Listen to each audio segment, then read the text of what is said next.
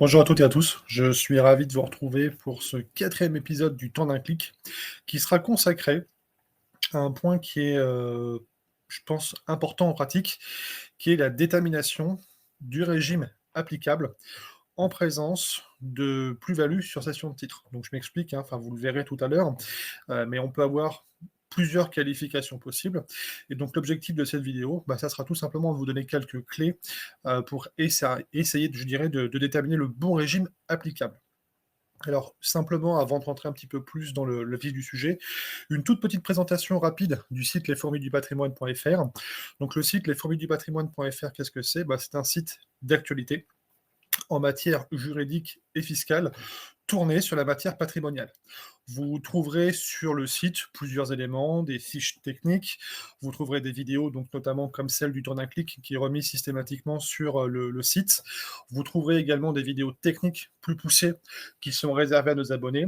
Vous trouverez aussi, si vous ne souhaitez pas vous abonner, un système en fait de vidéos à la demande. Vous trouverez bien évidemment des articles qui commentent en fait l'actualité sur la matière. Et puis, on met également en ligne de temps en temps quelques dossiers qui sont généralement un peu plus volumineux, hein, qui font entre 20 et 40 pages selon les situations et qui vont traiter un sujet en fait précis. Donc voilà pour cette petite présentation. Je vous propose d'attaquer directement le vif du sujet, à savoir comment est-ce qu'en fait on détermine le régime applicable en matière de plus-value sur cession de titres.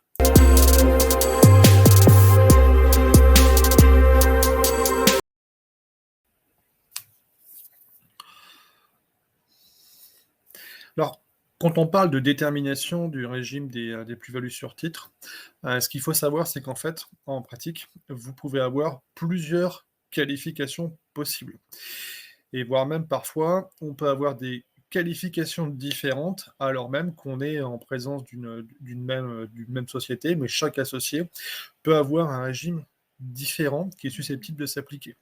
Alors sur les qualifications possibles, nous ce qu'on verra ici, c'est plutôt les 3 grandes. On n'abordera pas la quatrième, mais quand même sachez que c'est possible. Vous pouvez vous retrouver soit en présence d'un régime de plus-value immobilière, soit en présence d'un régime de plus-value professionnelle, soit en présence d'un régime de plus-value privée sur cession de titres. Et puis, la quatrième qualification, c'est éventuellement une qualification qui concerne le régime des bénéfices non commerciaux, notamment, enfin, on va dire pour les personnes qui vont utiliser des moyens analogues à ceux des professionnels pour faire des opérations de bourse. Donc vous le voyez, en fait, vous êtes dans un système où on a plusieurs qualifications possibles avec des conséquences qui sont extrêmement différentes selon la qualification en question. Par exemple, si vous êtes sur le régime des plus-values professionnelles, votre fait générateur n'est pas du tout le même que celui sur des plus-values immobilières privées, puisque sur des plus-values professionnelles, concrètement, vous allez vous retrouver avec un fait générateur qui va être lié d'une part, certes, à la cession des titres à titre onéreux, mais pas que. C'est-à-dire que vous pouvez avoir une transmission à titre gratuit, type succession ou donation, qui va vous générer des plus-values professionnelles et donc une véritable imposition. Alors que si vous traitez des problématiques de plus-value immobilière privée ou des plus-values privées sur cession de titre, là, votre fait générateur, qu'est-ce que c'est? C'est en fait simplement la cession à titre onéreuse. Ce qui fait qu'une cession en principe à titre gratuit, donc je mets vraiment des guillemets autour du mot cession, donc c'est-à-dire une succession ou une donation, n'est pas un fait générateur. Donc vous le voyez, vous avez quand même des conséquences pratiques qui sont assez importantes, vous avez également des conséquences en termes d'assiette, puisqu'on ne calculera pas de la même manière, et puis également aussi en termes de taux d'imposition qui vont également varier. Par exemple, sur des plus-values professionnelles à long terme, vous avez votre taux au niveau de l'impôt sur le revenu qui sera à 12,8%. Par contre, si on traite de plus-value immobilière privée, vous avez un taux à 19%. Donc vous le voyez, il y a quand même un enjeu derrière cette qualification, et on va le voir tout de suite, il y a quand même plusieurs éléments à prendre en compte pour être en capacité en fait, de déterminer correctement le régime applicable.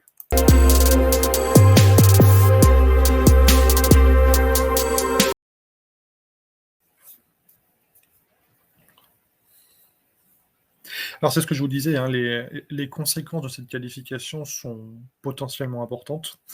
Par exemple, si vous êtes en présence d'un associé exploitant au sein d'une société qui relève de l'impôt sur le revenu et donc qui exerce une activité opérationnelle de type agricole, industriel, commercial, artisanal ou libéral, Ici, ces parts seront qualifiées, eh bien, de plus-value professionnelle, ce qui signifie que, bah, concrètement, d'une part, on est sur un taux d'imposition qui est différent, hein, je vous l'ai dit, hein, sur des plus-values professionnelles à long terme, c'est 12,8, 17,2 de CSG-CRDS, et vous allez également avoir, eh bien, tous les mécanismes en fait de faveur qui vont être complètement différents. Quand on parle de plus-value professionnelle, ça veut dire que vous avez potentiellement accès, eh bien, d'une part à des régimes de report d'imposition, par exemple. Admettons que vous ayez un associé qui soit en situation, donc en implication hein, dans cette société, et qui décide de faire une donation des parts à son enfant, par exemple. Normalement, vous avez ici un fait générateur de plus-value professionnelle, mais vous avez des dispositifs particuliers, notamment ici, c'est ce qu'on appellera l'article 151 ONIES 2 du Code général des impôts, qui vous permet de bénéficier sur option d'un report d'imposition.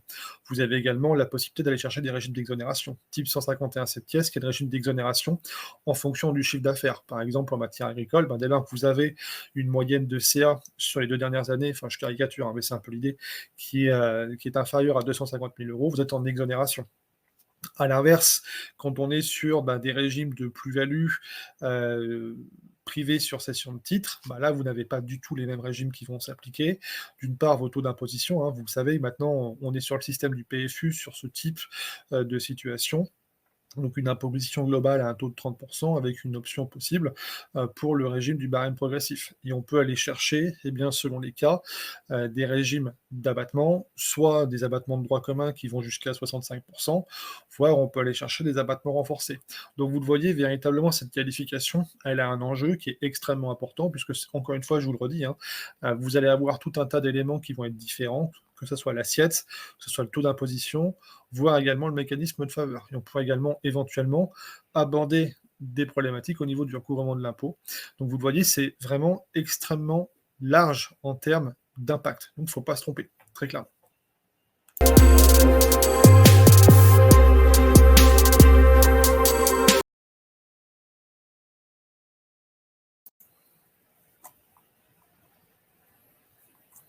Alors, en pratique, que faut-il regarder? Vous voyez, c'est un sujet qui est potentiellement complexe. Il y a plusieurs choses qui sont analysées. Je pense que l'un déjà des points de départ en termes d'analyse, c'est de regarder le régime fiscal de la société dans laquelle est présent l'associé.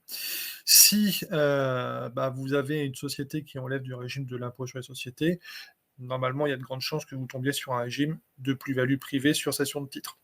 Donc là, c'est le système classique que vous connaissez, donc système d'application par principe du PFU, et par option, on peut aller chercher le barème avec éventuellement des mécanismes de faveur derrière tout ça.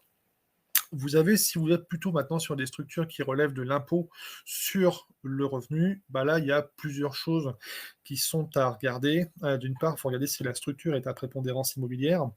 Et quand on parle de société à prépondérance immobilière, donc vous le voyez, hein, l'idée c'est de savoir si en fait on va tomber ou pas dans le régime des plus-values immobilières. C'est-à-dire qu'ici, il faut regarder si sur les 3 exercices précédents, eh bien, vous avez eu les éléments d'actifs, donc qui vont composer le bilan donc, immobilier, qui sont prépondérants. Et ici, ce qu'on va aller notamment regarder, c'est on va regarder si l'immobilier représente, donc l'immobilier, attention, non affecté à une activité opérationnelle, représente plus de 50% de l'actif de la société, donc sur cette période en fait de 3 ans. Si tel est le cas, vous allez basculer sur un régime de plus-value immobilière. Et puis, vous avez d'autres choses qui sont à regarder, c'est également tout ce qui est lié à l'implication de l'associé. Ici, en fait, on est dans le périmètre de l'article 151 ONIES 1 du Code général des impôts. Et donc ici, ce qu'on va regarder, c'est si vous avez un associé qui exerce son activité de manière personnelle, directe et continue dans une société qui relève de l'impôt sur le revenu, et cette société doit avoir une activité qui relève, pour faire simple, des BIC, des BNC ou des BA. Et donc, si tel est le cas, vous risquez de rentrer dans le régime des plus-values professionnelles. Et il faut faire attention ici à plusieurs choses, puisque notamment dans ce type de société, vous comprenez bien, hein, si par exemple vous avez sur une société agricole un associé qui a une véritable implication, donc qui participe de manière personnelle, directe et continue, et sous réserve qu'on ne soit pas sur une structure à prépondérance immobilière, vous allez avoir, pour le coup, les parts de cet associé qui représente un élément d'actif professionnel et donc qui relèvera du régime des plus-values professionnelles. Par contre, pour un autre associé qui serait par exemple un associé dormant et qui lui ne s'impliquerait pas du tout, on serait ici en régime de plus-value privée sur cession de titres. Donc vous voyez, il y a aussi ça qui est à prendre en compte et on peut également avoir un autre élément où il faut y faire attention, c'est la date d'entrée éventuellement de l'associé, puisque ça peut créer, je dirais, des problématiques particulières, notamment par exemple, parce qu'on a vu tout à l'heure, sur la notion de prépondérance immobilière. Donc là, ces éléments-là doivent à peu près vous permettre de vous repérer au niveau, tout simplement de la qualification pour déterminer en fonction de quel régime vous êtes. Encore une fois, je vous l'ai dit, l'idée, c'était pas de regarder un petit peu et d'analyser la problématique autour des BNC, mais plutôt d'aller vraiment regarder sur les 3 grands régimes, donc plus-value immobilière privée, plus-value privée sur cession de titres et plus-value professionnelle, pour essayer de déterminer un petit peu le régime qui risque et qui est susceptible de s'appliquer en fonction de la situation.